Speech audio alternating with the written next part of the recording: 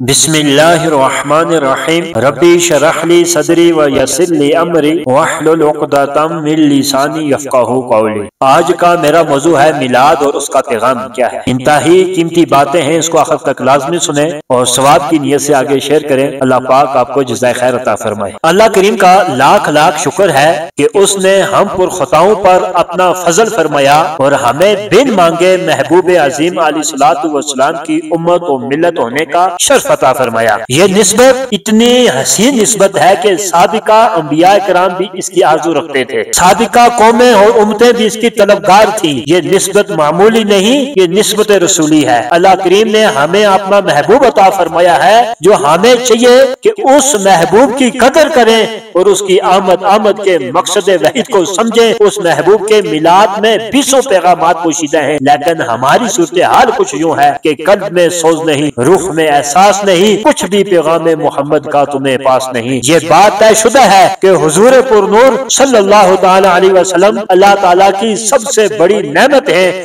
حضور کی آمد نعمت عظمیٰ کی آمد ہے۔ اگر کسی نے اس نعمت عظمیٰ کا احترام نہ کیا اور اس کے پیغام پر توجہ نہ دی تو قیامت کے دن سوال کیا جائے گا، بلکہ قبر میں ہی پوچھ لیا جائے گا، ما کنت تقول فی حق ھذا الرجل، کہ ہے قبر میں آنے والے تو اس رجل عظیم کے بارے میں کیا کہا کرتا تھا۔ تو یاد رہے کہ یہ سوال آخری سوال ہے، اس میں ناکامی پہلے سوالوں میں بھی ناکامی تصور کی جائے گی اور اس کی کامیابی سے پہلو کی کمی پیشی کو بھی دور کر دیا جائے گا۔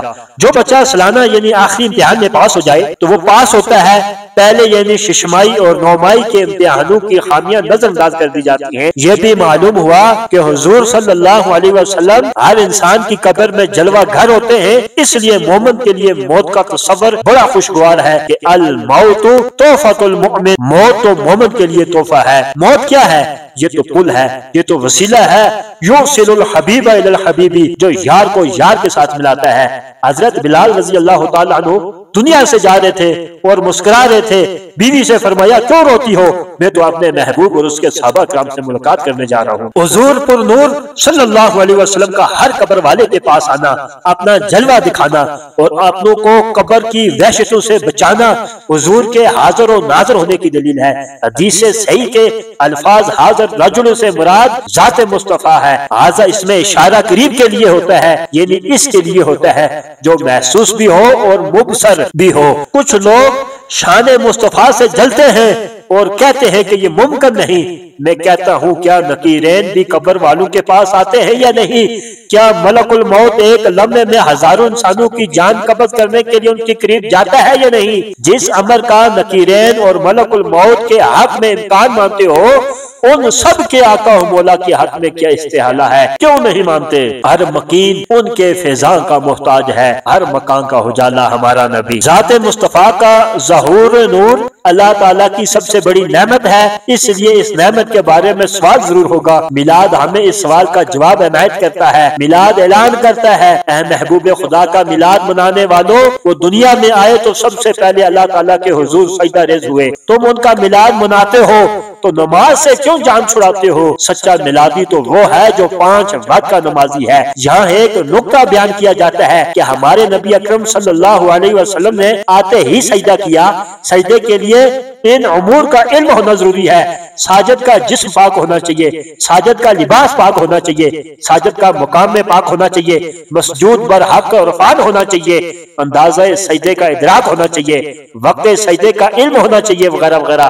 ہمارے کریم آقا نے آتے ہی سجدہ کیا تو اس کا یہی مطلب ہے کہ آپ کو سجدہ اور اس کے لوازمات کا علم تھا۔ لوگ کہتے ہیں کہ 40 سال کے بعد نبوت ملی، ہم کہتے ہیں یہ پہلے ہی دن کے سجدے کا کیا مطلب ہے؟ سجدے میں امتی امتی ربی حب لی امتی کی صدائیں لگانے کا کیا معنی ہے؟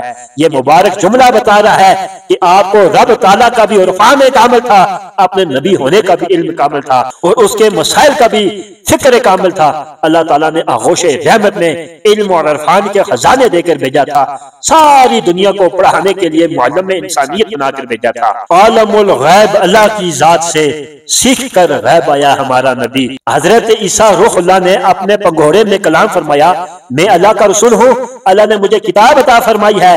ہمارے محبوب نے آغوش مادر میں کلام فرمایا، ربی حب لی امتی، مولا میری امت میرے حوالے کر دے۔ حضور پر نور تمام انبیاء کرام کے اوصاف سے مالا مال ہو کر آئے اور ان اوصاف سے ماورا بھی ہزاروں اوصاف سے ممتاز ہوئے۔ اس نے یوسف دم عیسیٰ ید بیزاداری، آنچا خوباں ہما دارن تو تنہا داری۔ نیز یہ بھی معلوم ہوا کہ نبی نبی ہوتا ہے، وہ آ کر نہیں بنتا، بن کر آتا ہے۔ یہ خدا کی مرضی ہے کہ اس سے اعلان نبوت منگوڑے میں کروا لے یا 40 سال کے بعد کروا لے۔ جو مہربان رسول دنیا میں آئے تو امت کو یاد کرے، دنیا سے جائے تو امت کو یاد کرے، مزار میں رہے تو امت کو یاد کرے۔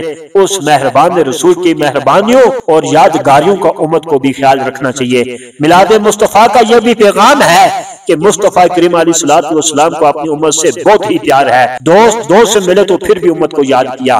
حضور کی نگاہ رحمت حاصل کرنا چاہتے ہو تو حضور کی امت سے پیار کرنا چاہیے، امت کے مسائل حل کرنے چاہیے، امت کی خدمت کرنی چاہیے، امت کو متحد رکھنے کے لیے اپنا انفرادی اور اجتماعی کردار ادا کرنا چاہیے، امت میں عشق مصطفیٰ کو فروغ دینا چاہیے اور امت کو امت والے محبوب کی بارگاہ کا راستہ دکھانا چاہیے۔ وہ کہیں امتی تو بھی کہے یا نبی، امتی تیری قسمت پہ